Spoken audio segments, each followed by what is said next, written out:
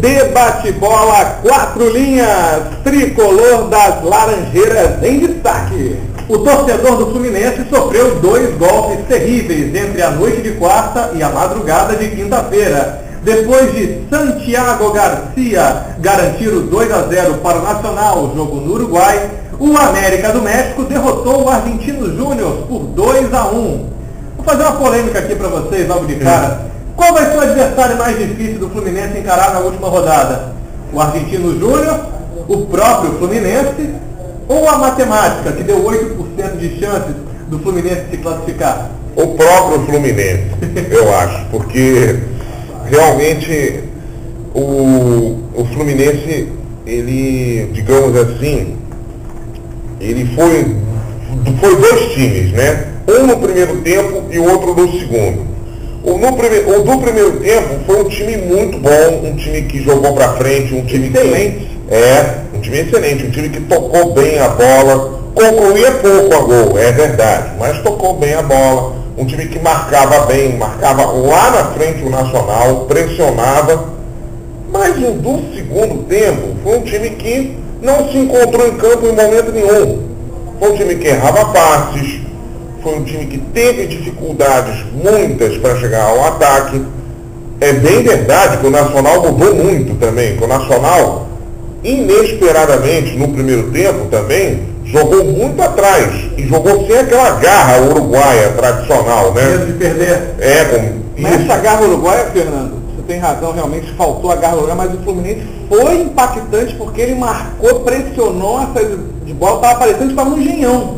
O que ele não fez no Engenhão, o que ele não fez no Engenhão, que deixou amarrar a partida lá no Engenhão, o Fluminense não conseguiu jogar, ele jogou no primeiro tempo, só faltou a bola entrar. Só faltou a bola entrar. O Souza foi infeliz na conclusão, foi em cima do goleiro, e o Fluminense teve algumas chances que podia ter matado, podia ter feito 1 ou 2 gols. E no segundo tempo, aquela jogada aérea, o Berna, que é um... Jogada aérea que, aliás, o Santiago Garcia estava impedido.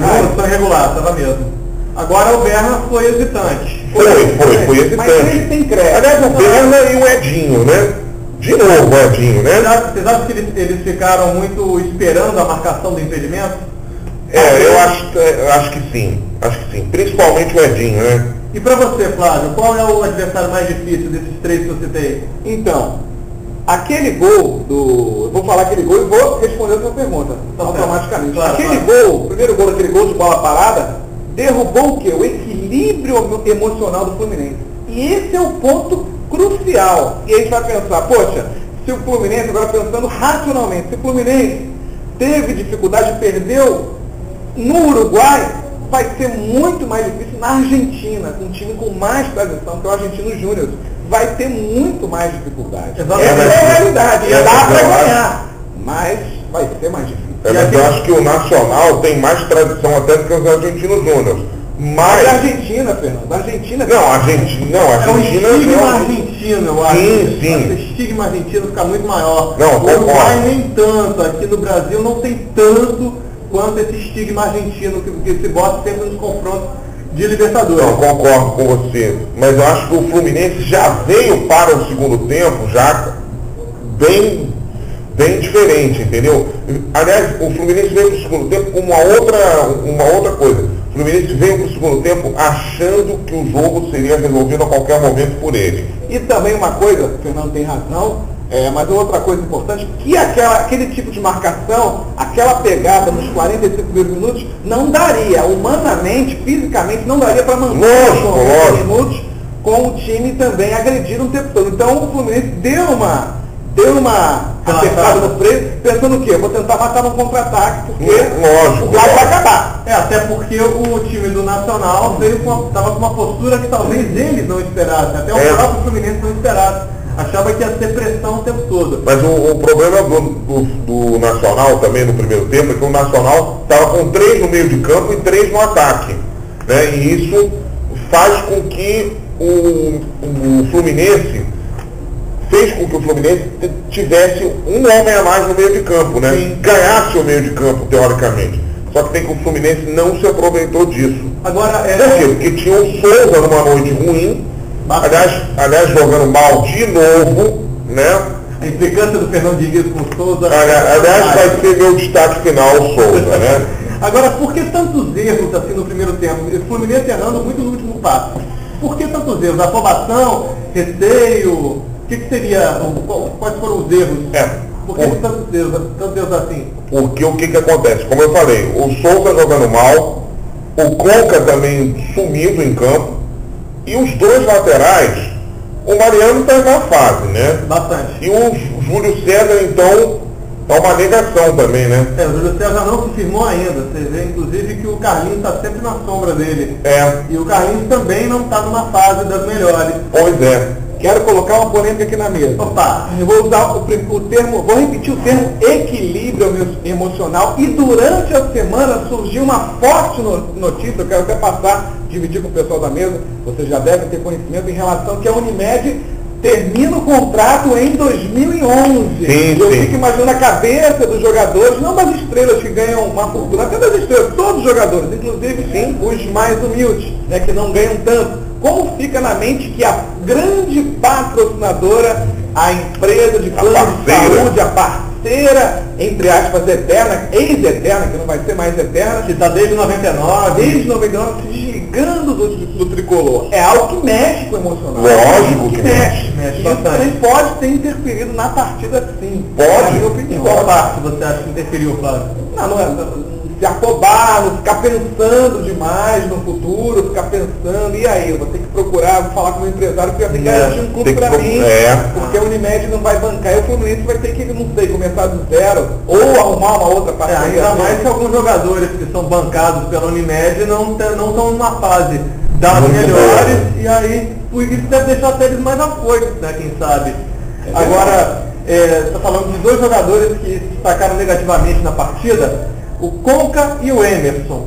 O primeiro já vem sofrendo algumas críticas, mas todo mundo está relevando, porque passou por uma cirurgia, teve uma lesão muito grande, foi o ônus das 38 partidas consecutivas. Eu acho que os dois. Agora, o Emerson, já não está na hora de questionar um pouquinho ele também, não? Não, eu acho que não, porque o Emerson também vem de contusão, entendeu? E, assim, o problema é que, no caso do Emerson, são contusões sucessivas, né? É sucessiva a lesão, né? Muito, né? É muito mais sucessiva. Até o Gustavo Santos, né, tinha falado. Que ele não num programa do ano passado, né? Isso, num programa do ano passado, que tinha um problema com o Emerson. Uma clínica, onde ele tem a sua formação predisposição, né? Sua predisposição para lesões, sua formação óssea acima da idade real. Por isso que o Flamengo não o contratou no ano passado. Retornou, né, com o Emerson, não voltou para a Gávea. Exatamente. Agora, depois do primeiro gol, o Fluminense totalmente abatido, eu acho que demorou para botar o Rafael Moura, por exemplo. Talvez fosse bom botar mais homem de área, porque o Fluminense, quer queira, quer não, por mais que os laterais não estejam em boa fase, uma hora a bola ia para a área, e poderia tentar um gol, principalmente junto com o Fred e o Rafael Moura. E olha, ele errou numa alteração. Qual? A entrada do Araújo no lugar do Júlio César. Não que o Júlio César estivesse numa grande noite, longe disso. Agora, fazer um atacante jogar de lateral esquerdo... expõe muito o time. Esse que é o problema. Expõe muito o time, aí num erro do Júlio César, deu o segundo gol. Ele foi tentar cortar uma bola, que acabou, ia ser um cruzamento do Galhardo, né? Aquele Galhardo. Aquele que jogou no River Plate. E entrou muito bem, né? Entrou muito bem no jogo. Acabou expulso no final, mas tudo bem. Aí no contra-ataque acabou o Garcia fazendo o segundo gol. Nesse aí eu acho que o Berna não teve culpa nenhuma. Não teve culpa nenhuma. E agora eu quero dar mais um pitaco aqui, botar mais uma polêmica. Se o Fernando tem implicância com o Souza, eu quero dizer que eu tenho implicância com o Conca em relação a jogos decisivos.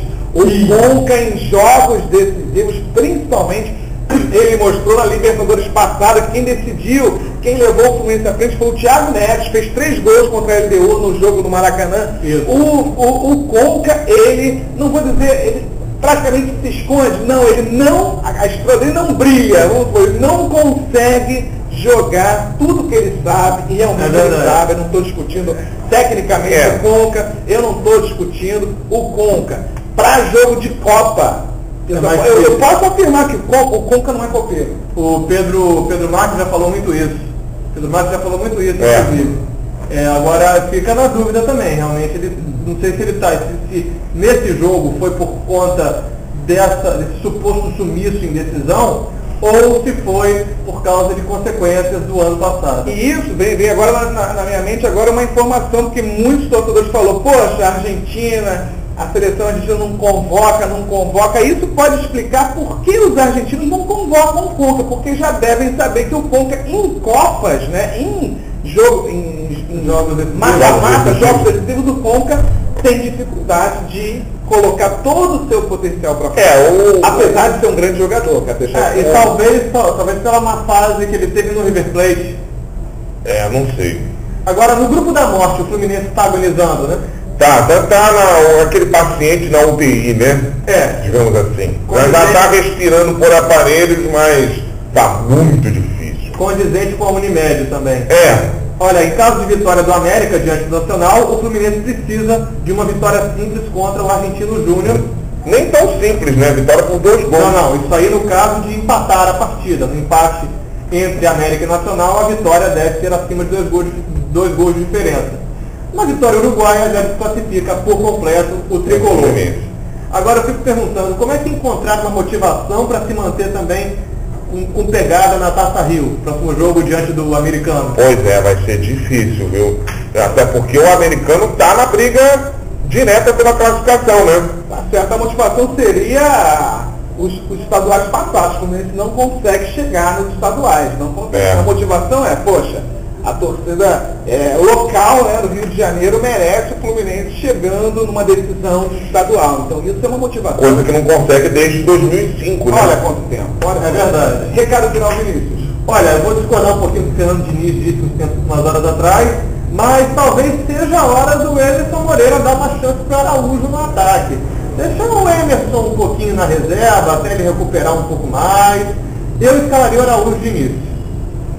Fernando Diniz. Ok.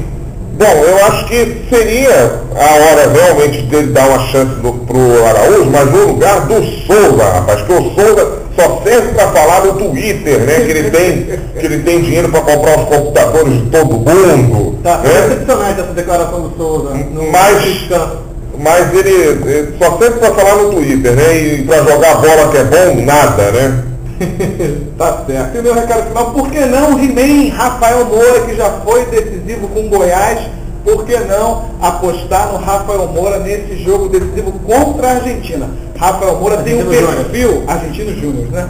O Rafael Moura tem um perfil de jogador sul-americano, de Libertadores, da América, né? Pro da Sul-Americana, e voltou bem no Fluminense fazendo gols, é um jogador aguerrido e está na hora a técnica vai se deixar de lado, como diz aquele clichê, né? Coração na ponta da chuteira. O Fluminense vai ter que jogar com mais garra do que técnica. A técnica de Conca, a técnica do Emerson, o mais importante vai ser o Fluminense jogando a vida dele contra o Argentino Júnior, a decisão aí para o Fluminense seguir, e claro, torcendo, mas não tem que pensar no resultado, tem que pensar em fazer a vitória do Fluminense. Porque se você ficar pensando no resultado, vai desmotivar, caso o América do México, né, o Nacional não consiga vencer. A vitória. Tem que esquecer, não tem que nem ficar sabendo de resultado, não. Tem que partir para cima e fazer. Em outras palavras, para o Flávio de Sá, o He-Man tem a força. É verdade. Satisfação? Satisfação.